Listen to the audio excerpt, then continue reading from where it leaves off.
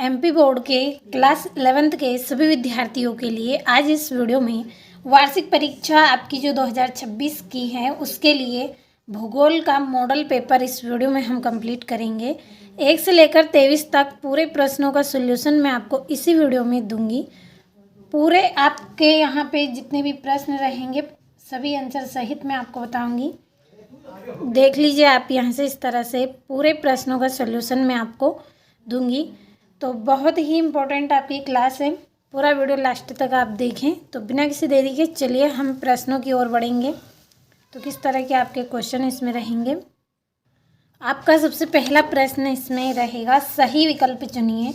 पहला है, पृथ्वी सूर्य के निकट कब होती हैं। पृथ्वी सूर्य के निकट कब होती हैं?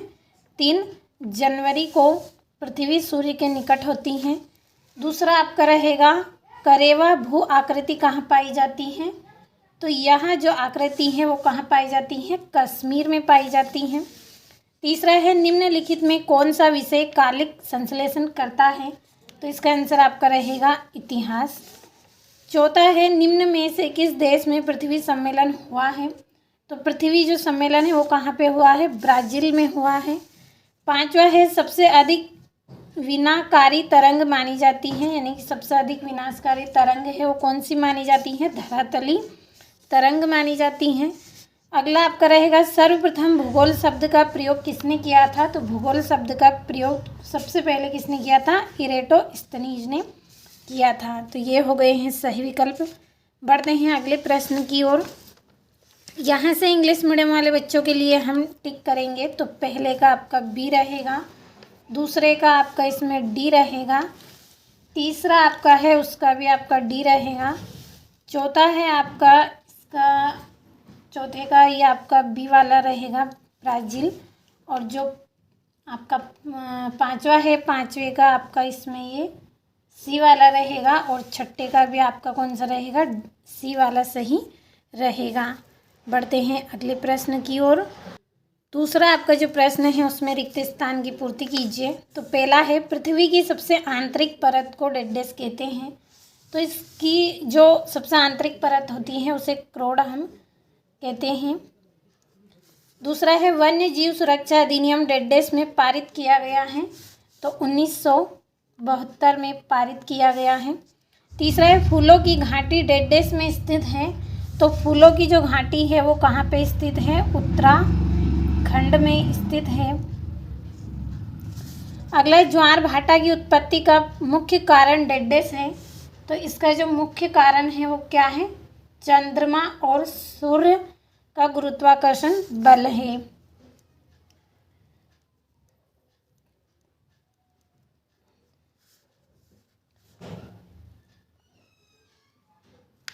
चंद्रमा और सूर्य का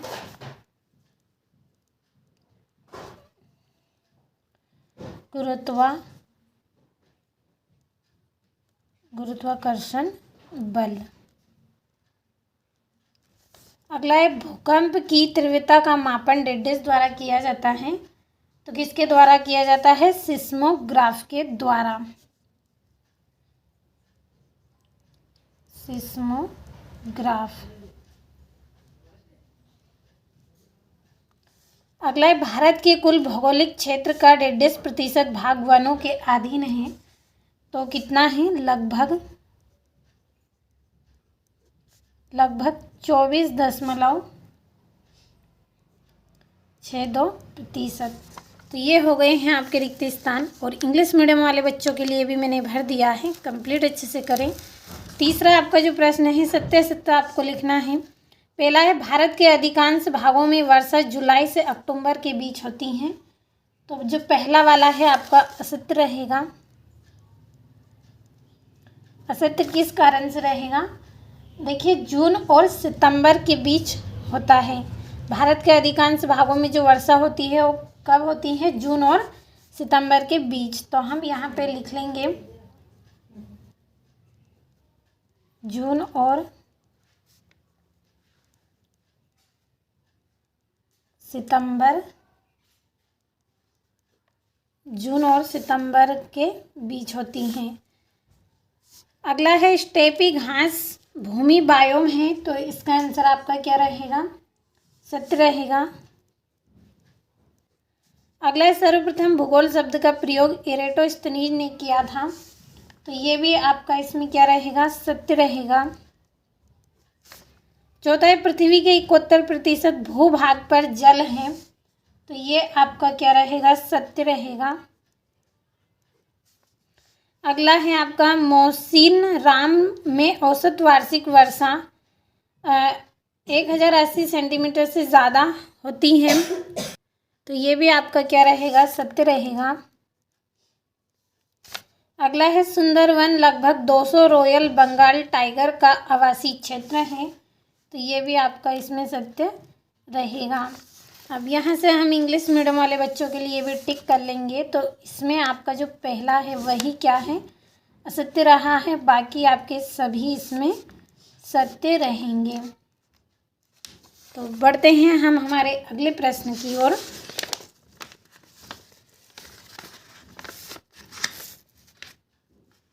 तो यहाँ से आपका जो चौथा प्रश्न है, इस चौथे प्रश्न में आपको जोड़ियाँ लिखनी हैं। तो पहली जोड़ी रहेगी सामान्य हास दर, तो इसकी जो जोड़ी आपकी रहेगी 6.5 डिग्री सेल्सियस पहली जोड़ी रहेगी। दूसरी है सूर्य से आने वाली विकिरण, तो सूर्य से आने वाली जो विकिरण है वो क्या है? आपकी इसमें रहेगी, तो आपकी जो दूसरी जोड़ी है वो सूर्य ताप यहाँ पे सही रहेगी। तीसरा है भूमिगत जल, तो भूमिगत जल की जोड़ी आपकी इसमें रहेगी। स्टेक आपकी इसमें तीसरी जोड़ी रहेगी। चौथी जोड़ी है सागरी लहरें, तो सागरी लहरें की जोड़ी आपकी इसमें रहेगी।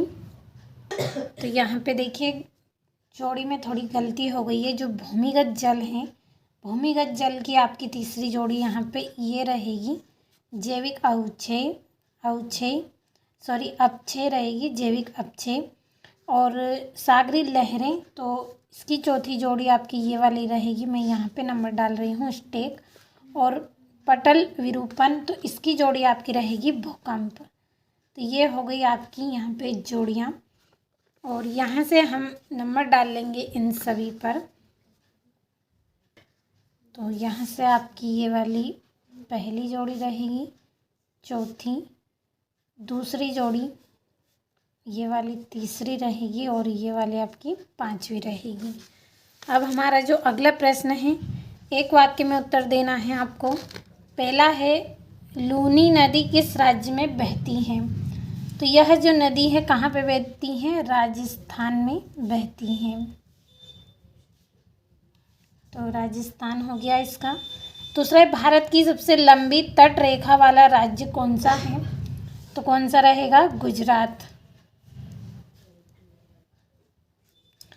तीसरा है भारत का क्षेत्रफल कितना है? तो भारत का क्षेत्रफल आपका रहेगा, तो यहाँ पे हम भरेंगे भारत का जो क्षेत्रफल है वो कितना है? 32,27,263 वर्ग किलोमीटर। आपका चौथा है पृथ्वी का घनत्व कितना होता है? तो जो पृथ्वी का घनत्व है वो आपका रहेगा यहाँ पे 5.51 ग्राम प्रति घन सेंटीमीटर, इतना रहेगा 5.51 ग्राम प्रति घन सेंटीमीटर। आपका पांचवा है चेरा पूंजी का पठार किस राज्य में स्थित है? तो इसका आंसर आपका रहेगा मेघालय। अगला है भारत का गोलार्ध में स्थित है, तो ये कहाँ पे है? उत्तरी और पूर्वी गोलार्ध में। उत्तरी और पूर्वी गोलार्ध में स्थित है। तो ये हो गए हैं एक वाक्य में उत्तर। यहाँ से इंग्लिश मीडियम वाले बच्चे आप भी इनको अच्छे से कंप्लीट करें। और चलिए अब हम आगे हमारे प्रश्नों को समझते हैं।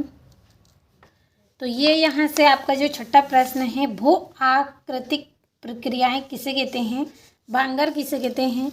तो इन सभी प्रश्नों का आप स्क्रीनशॉट लीजिए, क्योंकि इसी वीडियो में मैं आपको पूरे प्रश्नों को एक्सप्लेन यहाँ पे करूँगी। आंसर सहित मैं आपको सभी को अच्छे से समझाऊंगी। क्लास आपकी थोड़ी बड़ी रहेगी, लेकिन पूरे प्रश्नों के आंसर मैं आपको समझाऊंगी ताकि आप अच्छे से इनको कंप्लीट भी कर सकें। तो ये आपके इस तरह के प्रश्न हैं। ये यहाँ से आपका यहाँ से 19वां प्रश्न है, ये 20वां प्रश्न आपका है। तो चलिए अब हमारे आंसर को हम समझते हैं। तो ये यहाँ से आपका छठा प्रश्न, भू आकृतिक प्रक्रियाएं किसे कहते हैं। तो भू आकृतिक प्रक्रियाएं वे प्राकृतिक प्रक्रियाएं हैं जिनके द्वारा पृथ्वी की सतह पर विभिन्न भू आकृतियों का निर्माण, परिवर्तन और विनाश होता है। इनमें से अपक्षय, अपरदन तथा निष्पेक्षण जैसी क्रियाएं सम्मिलित होती हैं। तो भू आकृतिक प्रक्रियाएं किन्हें कहते हैं, उन्हें कहते हैं जो क्या है, प्राकृतिक हैं। ये प्राकृतिक क्रियाएं हैं जिनके द्वारा क्या होता है, पृथ्वी की सतह पर विभिन्न प्रकार की यानी कि अनेक प्रकार की भू आकृतियों का निर्माण होता है। साथ में परिवर्तन, विनाश और अपक्षय, अपरदन, इस तरह से निष्पेक्षण जैसी प्रक्रियाएं इसमें सम्मिलित होती हैं। इंग्लिश मीडियम वाले बच्चे आप भी इनको कंप्लीट करें। अब आपका यहाँ पे अथवा है, अपक्षय किसे कहते हैं। तो अपक्षय किसे कहते हैं, अपक्षय वह प्रक्रिया है जिसमें चट्टानें अपने ही स्थान पर भौतिक, रासायनिक अथवा जैविक क्रियाओं के कारण टूटती फूटती हैं। अवक्षय क्या है, अवक्षय एक तरह से टूटना है। इसमें बड़ी बड़ी चट्टानें क्या करती हैं, अपने ही स्थान पर भौतिक या रासायनिक या फिर जैविक क्रियाओं के कारण टूटती फूटती रहती हैं। कुछ भौतिक परिवर्तन के कारण, कुछ रासायनिक या फिर कुछ मानव क्रियाओं के कारण ये क्या करती हैं, टूटती फूटती रहती हैं। और ये यहाँ से इंग्लिश मीडियम वाले बच्चों के लिए है। अगला प्रश्न हम पढ़ेंगे, बांगर किसे कहते हैं। तो बांगर क्या है, बांगर उत्तरी भारत के मैदानों का वह ऊंचा भाग होता है जो बाढ़ से प्रभावित नहीं होता है। इसमें पुरानी जलोढ़ मिट्टी पाई जाती है। जो बांगर है वो क्या है, यह उत्तरी भारत के मैदानों का एक सबसे ऊंचा भाग है जो बाढ़ से प्रभावित नहीं होता है, यानी कि बाढ़ जब आती है उसके कारण यह प्रभावित नहीं होता है। और इसमें पुरानी जो जलोढ़ मिट्टी है वो पाई जाती है। और ये यहाँ पे इंग्लिश में है, व्हाट इज बांगर। तो इस तरह से आपको इंग्लिश मीडियम वाले बच्चों के लिए भी कंप्लीट यहाँ पे कर दिया है, अच्छे से आपको कंप्लीट करना है। आपका अगला प्रश्न है, प्रायद्वीपीय भारत के किन्हीं दो पठारों के नाम लिखिए। तो इसके दो नाम हैं यहाँ पे, दक्कन पठार और छोटा नागपुर पठार। तो कंप्लीट अच्छे से करें। और 8वां है, प्रारंभिक वायुमंडल में कौन सी गैसें थीं। तो प्रारंभिक वायुमंडल में हाइड्रोजन, हीलियम, जलवाष्प, मीथेन और अमोनिया जैसी गैसें उपस्थित थी। उस समय वायुमंडल में ऑक्सीजन का अभाव था। तो जो हमारा वायुमंडल है उसमें हाइड्रोजन गैस थी, हीलियम, जलवाष्प, मीथेन, अमोनिया जैसी गैसें उपस्थित थी। और उस समय वायुमंडल में किसका अभाव था, ऑक्सीजन गैस की थोड़ी कमी थी। और यहाँ से ये विभेदन की प्रक्रिया किसे कहते हैं। तो विभेदन की प्रक्रिया वह प्रक्रिया है जिसके अंतर्गत पृथ्वी के प्रारंभिक पिघले हुए पदार्थ घनत्व के आधार पर अलग अलग परतों में विभाजित हो गए हैं। भारी पदार्थ केंद्र में तथा हल्के पदार्थ ऊपर की ओर एकत्रित हो गए हैं। तो समझने का आपको यहाँ पे प्रयास करना है कि विभेदन की प्रक्रिया क्या है। इसके अंतर्गत पृथ्वी के प्रारंभिक पिघले हुए पदार्थ घनत्व के आधार पर, किसके आधार पर, घनत्व के आधार पर परतों में विभाजित हो गए हैं, यानी कि परतों में अलग अलग बढ़ गए हैं। भारी पदार्थ क्या है, केंद्र में परिवर्तित हो गए हैं तथा जो हल्के पदार्थ थे वो ऊपर की ओर एकत्रित हो गए हैं। तो क्लास आपकी थोड़ी बड़ी रहेगी, लेकिन मैं आपको यहाँ पे पूरे आंसरों को अच्छे से समझा रही हूँ, तो आप समझने का अच्छे से प्रयास करें और वीडियो में आप लास्ट तक बने रहें। 9वां है, भारत की उत्तरी हिमालयी नदियों की विशेषता लिखिए। तो इनकी विशेषता आपकी रहेगी, ये नदियाँ हिम नदों से निकलती हैं। कहाँ से निकलती हैं, हिम नदों से निकलती हैं। ये 12मासी नदियाँ होती है। ये कैसी नदियाँ होती हैं, 12मासी नदियाँ होती हैं। और इनमें वर्ष भर जल उपलब्ध रहता है। तो जो भारत की उत्तरी हिमालयी नदियाँ की विशेषता क्या है कि ये नदियाँ कैसी हैं, हिमनदों से निकलती हैं, 12 मासी नदियाँ होती हैं और वर्ष भर इनमें जो जल है वो क्या रहता है, उपस्थित रहता है। कंप्लीट अच्छे से कर लेना है। आपका यहाँ पे अथवा है भारत की दक्षिणी प्रायद्वीपीय नदियों की कोई 2 विशेषता लिखिए। तो ये नदियाँ वर्ष भर निर्भर होती हैं और ये अधिकांशतः मौसमी नदियाँ होती हैं। तो काफ़ी सरल है, कंप्लीट आप कर सकते हैं। 10वां है अपक्षय का अर्थ लिखिए। जो अपक्षय है उसका क्या अर्थ है, तो अपक्षय चट्टानों के अपने स्थान पर ही प्राकृतिक शक्तियों द्वारा टूटने फूटने की प्रक्रिया को कहते हैं। जो अपक्षय है, अपक्षय यानी कि टूटना, जैसे मिट्टी का कहीं पर बहना, जो बड़ी बड़ी चट्टानें होती हैं उनका टूटना फूटना, तो ये क्या है, अपक्षय है। तो समझ में आया होगा अच्छे से।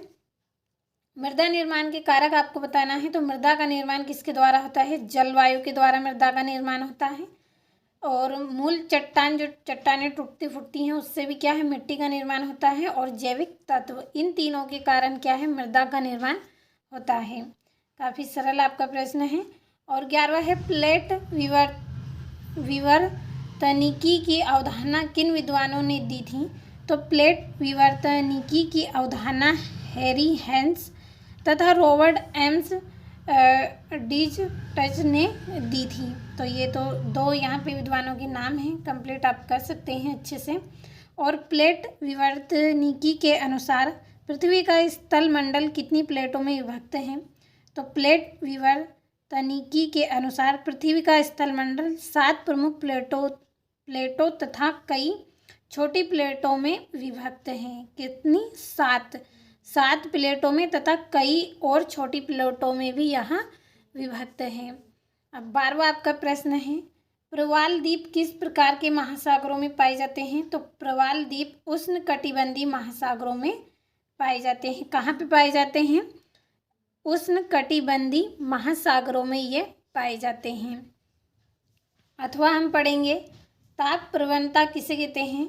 तो ऊंचाई बढ़ने के साथ तापमान में होने वाली कमी को ताप प्रवणता कहते हैं। किसको कहते हैं, ऊंचाई से बढ़ने के साथ, ऊंचाई के साथ बढ़ने से जो तापमान में होने वाली जो कमी होती है उसे ताप प्रवणता कहते हैं। देखिए आसान भाषा में आपके लिए यहाँ पे आंसर लिखा गया है ताकि कम समय में आप अच्छे से याद कर लें और अंक भी आपको पूरे मिलेंगे। 13वां है आपका भारत की जलवायु को प्रभावित करने वाले किसी 3 कारकों का वर्णन कीजिए।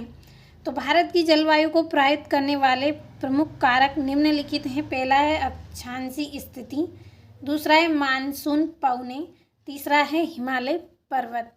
क्या है 3, पहला है अक्षांशीय स्थिति, दूसरा है मानसून पवने और तीसरा है हिमालय पर्वत। तो अच्छे से कंप्लीट आपको कर लेना है।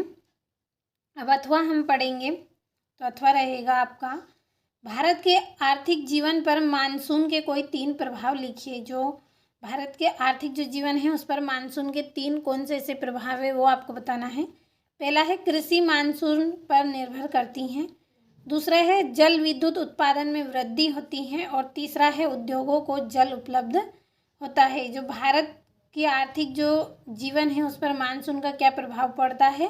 तो पहला कृषि मानसून पर निर्भर करता है और दूसरा है जल विद्युत उत्पादन में वृद्धि होती है और तीसरा है उद्योगों को जल उपलब्ध होता है। बढ़ते हैं अगले प्रश्न की ओर। यहाँ से 14 है जैव विविधता के 3 स्तरों को लिखिए। तो जैव विविधता के 3 स्तर निम्नलिखित हैं। पहला है आनुवंशिक विविधता, दूसरा है प्रजाति विविधता और तीसरा है पारिस्थितिक तंत्र विविधता। तो समझ में आया होगा आपको। आनुवंशिक विविधता, दूसरा है प्रजाति विविधता, जो जीव जंतुओं की जो प्रजातियां होती हैं उसमें यह विविधता देखने को मिलती है। पारिस्थितिक तंत्र विविधता, जो पारिस्थितिकी है, हमारा जो जैवमंडल है इसमें भी जो विविधता पाई जाती है, इन सब में यह विविधता हमें देखने को मिलती है। तो जैव विविधता के 3 स्तर कौन कौन से हो गए हैं, आनुवंशिक विविधता, प्रजाति विविधता और पारिस्थितिक तंत्र विविधता। समझ में आया होगा अच्छे से। बढ़ते हैं अगले प्रश्न की ओर। तो यहाँ से आपका अथवा है जैव विविधता के कोई 3 महत्व लिखिए। तो जैव विविधता के 3 महत्व आपको बताना है। तो जैव विविधता का महत्व निम्नलिखित है। पहला, पारिस्थितिक संतुलन बनाए रखना।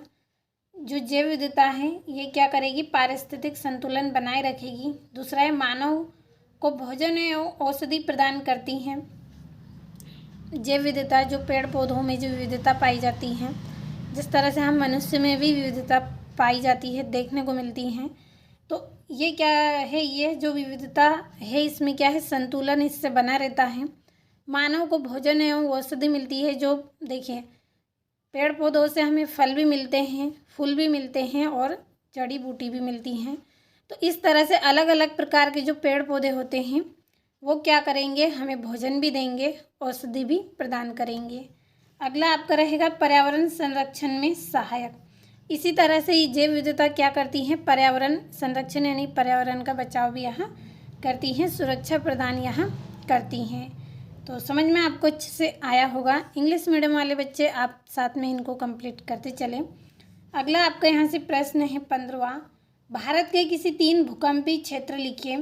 तो भारत के प्रमुख भूकंपीय क्षेत्र निम्नलिखित है। पहला है हिमालयी क्षेत्र, दूसरा है उत्तरी पूर्व भारत और तीसरा है कच्छ का रण।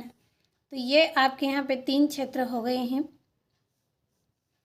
अगला आपका यहाँ पे रहेगा, सूखे के किसी 3 प्रकारों का वर्णन कीजिए। सूखा जो होता है, सूखे की जो स्थिति होती है उसका 3 वर्णन आपको यहाँ पे करना है। तो पहला है मौसमी सूखा, दूसरा है कृषि सूखा और तीसरा है जल वैज्ञानिक सूखा। तो ये तो आप कंप्लीट इसको कर सकते हैं, बहुत ही आसान है।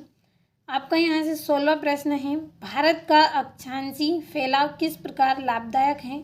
तो भारत का जो अक्षांशीय फैलाव है वो किस प्रकार से लाभदायक है, फायदेमंद है। तो भारत का अक्षांशीय फैलाव लाभदायक है क्योंकि पहला है, भारत में विविध जलवायु पाई जाती हैं। जो भारत में क्या है, विभिन्न जलवायु पाई जाती हैं। दूसरा है, विभिन्न प्रकार की फसलें उगाई जाती हैं। हम देखिए एक ही किस्म की फसलें नहीं उगाते हैं, अनेक प्रकार की फसलें हम उगाते हैं। गेहूँ है, चना है, मक्का है, जैसे दालें की फसलें हम करते हैं। तो इस तरह से क्या करते हैं, अनेक किस्म की फसलें हम बोते हैं। तीसरा है, प्राकृतिक विविधता देखने को मिलती है। अब देखिए अलग अलग किस्म की फसलें हम उगाएंगे, अलग अलग किस्म के पेड़ पौधे उगेंगे, तो इस तरह से क्या है, प्राकृतिक विविधता भी हमें देखने को मिलती हैं। तो समझ में अच्छे से आया होगा आपको कि भारत में विविध जलवायु पाई जाती हैं, साथ में विभिन्न फसलें भी पाई जाती हैं और प्राकृतिक विविधता भी देखने को मिलती हैं। यहाँ से अथवा है, भारत को उपमहाद्वीप क्यों कहा जाता है। भारत को उपमहाद्वीप क्यों कहा गया है। तो भारत को उपमहाद्वीप कहा जाता है क्योंकि पहला है, इसका विशाल आकार है। क्यों कहा जाता है कि विशाल आकार है, भौगोलिक विविधता है और यह प्राकृतिक रूप से एशियाई से पृथक है। तो देखिए कम शब्दों में उत्तर को आपको याद करना है। क्यों कहा जाता है, क्योंकि इसका आकार कैसा है, विशाल है यानी कि बड़ा है। इसकी जो भौगोलिक वो क्या है, विविधता है, इसमें भौगोलिक विविधता पाई जाती है और यह प्राकृतिक रूप से एशिया से पृथक है यानी कि अलग है। तो समझ में आया होगा अच्छे से आपको। बढ़ते हैं अगले प्रश्न की ओर। यहाँ से अगला प्रश्न है, भूमिगत जल द्वारा निर्मित अपरदनात्मक स्थल रूप निम्नलिखित हैं। आपका यहाँ पे ये अथवे का आंसर है। तो पहला है गुफाएं, दूसरा है डोलाइन और तीसरा है लेपिज। कंप्लीट अच्छे से कर लेना है। अब यहाँ से ये आपका अगला प्रश्न है, लेपिज किसे कहते हैं, लेपिज का निर्माण कैसे होता है। तो देखिए प्रश्न में आपको पहले ही पेपर में पूरे बता चुकी हूँ, आपको यहाँ पे आंसर पे ध्यान देना है और प्रश्न को भी आपको अच्छे से समझना है। तो लेपिज किसे कहते हैं, लेपिज का निर्माण कैसे होता है। तो चूना पत्थर की सतह पर वर्षा जल के प्रभाव से बने अनियमित संकरे एवं गहरे खांचे को लेपिज कहते हैं। तो किसे कहते हैं, लेपिज। चूना पत्थर की सतह पर वर्षा जल के प्रभाव से बने अनियमित संकेरे एवं गहरे खांचे को लेपिज कहते हैं। लेपिज का निर्माण तब होता है जब वर्षा का जल वायुमंडल की कार्बन डाइऑक्साइड से मिलकर कार्बोनिक अम्ल बना लेता है और यह अम्ल चूना पत्थर को धीरे धीरे घोल लेता है, जिससे उसकी सतह पर खांचे, दरारें और नालियां बन जाती हैं और यह संरचनाएं लेपिज कहलाती हैं। तो समझ में आया होगा आपको कि लेपिज का निर्माण कब होता है, जब वर्षा का जल वायुमंडल की कार्बन डाइऑक्साइड गैस से मिलकर क्या करेगा, कार्बोनिलिक अम्ल बना लेता है। और यह अम्ल क्या करेगा, यह जो अम्ल है वो क्या करेगा, चूना पत्थर को धीरे धीरे घोल लेता है, जिससे उसकी सतह पर खांचे, दरारें और नालियाँ बन जाएगी। और यह जो नालियाँ, जो खांचे बन जाते हैं, यही संरचना क्या कहलाती हैं, लेपिज आपकी कहलाती हैं। बढ़ते हैं अगले प्रश्न की ओर। इंग्लिश मीडियम वाले बच्चे आप भी इनको अच्छे से कंप्लीट करें। 18वां आपका प्रश्न रहेगा, नमामि गंगे परियोजना की कोई 4 स्तंभ लिखिए। नमामि गंगे परियोजना है, उसके 4 स्तंभ आपके इस तरह से है। पहला है सीवेज अवसंरचनाएं का विकास, जो सीवेज अवसंरचनाएं होती है उनका विकास। दूसरा औद्योगिक अपशिष्ट नियंत्रण। तीसरा है नदी तट विकास। और चौथा है जैव विविधता संरक्षण। तो समझ में आपको अच्छे से यहाँ पे आया होगा, औद्योगिक अपशिष्टों को भी इससे नियंत्रण किया जाता है, नदी तट का विकास किया गया है और जैव विविधता का भी संरक्षण आपको इसमें देखने को मिलेगा। बढ़ते हैं अगले प्रश्न की ओर। यहाँ से आपका अथवा है, ब्रह्मपुत्र नदी तंत्र की कोई 4 सहायक नदियों का वर्णन कीजिए। तो ब्रह्मपुत्र नदी तंत्र की प्रमुख सहायक नदियाँ निम्नलिखित हैं। पहला है दिबांग नदी, तो यह अरुणाचल प्रदेश से निकलकर ब्रह्मपुत्र में मिलती है। जो दिबांग नदी है यह क्या है, अरुणाचल प्रदेश से निकली है और कहाँ पे मिलेगी, ब्रह्मपुत्र में मिलती है। दूसरा है लोहित नदी, यह ब्रह्मपुत्र की एक प्रमुख सहायक नदी है जो भारी जलराशि लाती है। तीसरा है सुबनसिरी नदी, यह ब्रह्मपुत्र की सबसे लंबी सहायक नदी मानी जाती है। चौथा है मानस नदी, यह भूटान से निकलकर ब्रह्मपुत्र में मिलती है। तो जो दिबांग नदी है वो अरुणाचल प्रदेश से निकलेगी, ब्रह्मपुत्र में मिलेगी। और लोहित नदी है वो ब्रह्मपुत्र की क्या है, एक प्रमुख सहायक नदी है जो भारी जलराशि लाती है। और सुबनसिरी जो नदी है यह ब्रह्मपुत्र की सबसे सहायक नदी मानी जाती है। और मानस नदी यह भूटान से निकलकर ब्रह्मपुत्र में मिलती है। तो कंप्लीट अच्छे से करें यहाँ से भी। अब हम बढ़ते हैं हमारे अगले प्रश्न की ओर। तो आपका 19वां है, तापमान को नियंत्रित करने वाले किसी 4 कारकों का वर्णन कीजिए। तो तापमान को नियंत्रित करने वाले प्रमुख कारक निम्नलिखित हैं। पहला है अक्षांश, दूसरा है ऊंचाई, तीसरा है समुद्र से दूरी और चौथा है महासागरीय धाराएं। तो अक्षांश में आपका रहेगा भूमध्य रेखा के पास तापमान अधिक तथा ध्रुवों की ओर कम होता है। जो अक्षांश होता है इसमें भूमध्य रेखाएं कैसी होती हैं, पास होती हैं, तापमान से अधिक तथा ध्रुवों से कम होती हैं। और ऊंचाई में क्या रहेगा, ऊंचाई बढ़ाने के साथ तापमान क्या रहेगा, घट जाता है, घटता रहता है। और समुद्र से दूरी करने पर समुद्र के पास तापमान सम रहता है जबकि आंतरिक भागों में अधिक अंतर होता है। और महासागरीय धाराएं गर्म एवं ठंडी धाराएं तापमान को प्रभावित करती हैं।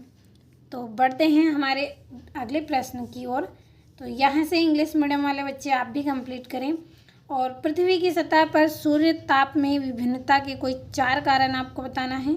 तो पृथ्वी की सतह पर सूर्य ताप की विभिन्नता के कारण निम्नलिखित है। पहला है सूर्य किरणों का कोण, दूसरा है दिन की अवधि, तीसरा है वायुमंडल की मोटाई और पृथ्वी घूर्णन एवं परिक्रमण गति। और ये आपका जो 20वां है इसमें आपको मानचित्र कार्य इसमें करना है। तो ये यहाँ से आपको अच्छे से कंप्लीट कर लेना है। और ये आपका यहाँ पे अथवा है, भारत के सीमांकन मानचित्र में निम्नलिखित को दर्शाना है। ये लखात श्रेणी, गंगा नदी, सतपुड़ा पर्वत, भारतीय मरुस्थल और छोटा नागपुर पठार। और ये यहाँ से ये मानचित्र आपको स्वयं इसमें बनाना है 20वें प्रश्न में। तो आज की इस क्लास में मैंने आपको पूरे 20 प्रश्न आंसर सहित इस वीडियो में PDF के द्वारा मैंने आपको बताए हैं। आपको अच्छे से पूरे प्रश्न समझ में आए होंगे। तो अच्छे से आपको पूरे प्रश्न को कंप्लीट कर लेना है। और अगले वीडियो में हम अगला सेट भी पढ़ेंगे इसी तरह से फुल सॉल्यूशन के साथ। तो सेट A को आप अच्छे से कंप्लीट करें।